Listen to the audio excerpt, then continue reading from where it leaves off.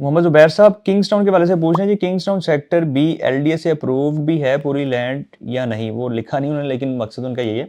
अच्छा, ये जो किंग्सटाउन का जो फेज़ 1 का फ्रंट वाला एरिया ना, जिसे ए ब्लॉक कहते हैं, वो अप्रूव्ड है एलडीए से, लेकिन आगे वाली जो लैंड है, जो भी इन्होंने ऑन ग्राउंड नहीं की, वो अप्रूव नहीं है, क्योंकि एलडीए के बायलॉज़ में आता है कि जब डेवलपर लैंड को ऑन ग्राउंड कर देता है, उसका नक्शा दे देता है और वहाँ पे बाकायदा डेवलपमेंट शुरू कर देता है, फिर जाके उनको फाइनल एक अप्रूवल मिलती है। तो आप ये कह सकते हैं कि कुछ अप्रूवल के फेज़ में होंगी चीज़ें, लेकिन अभी कोई फाइनल अप्रूवल उनके पास नहीं होगी। ये पॉसिबल नहीं है, फिज़िकल पॉसिबल नहीं है, क्योंकि अभी वहाँ पे काम होना है। अभी रिसेंटली पिछले दिनों चौधरी साहब ने वहाँ पे इवेंट किया और जो किंग्सटाउन सेक्टर बी का जो मैप था बाकायदा नंबर्स के साथ, वो अनाउंस कर दिए और डेवलपमेंट का भी आगाज़ कर दिया है। तो होपफुली अब वहाँ पे डेवलपमेंट का काम शुरू होगा। जैसे-जैसे वो डेवलपमेंट होगी, कटिंग्स होगी नक्शे के मुताबिक, तो फिर यहाँ से एलडीए की अप्रूवल उनको जारी की जाएगी, क्योंकि एलडीए अप्रूवल देगा किस बेस पे? जब उसको कुछ नज़र ही नहीं आ रहा, कोई नक्शा नज़र नहीं आ रहा, कुछ वहाँ पे डेवलपमेंट नज़र नहीं आ रही, तो वो अप्रूवल कैसे देंगे?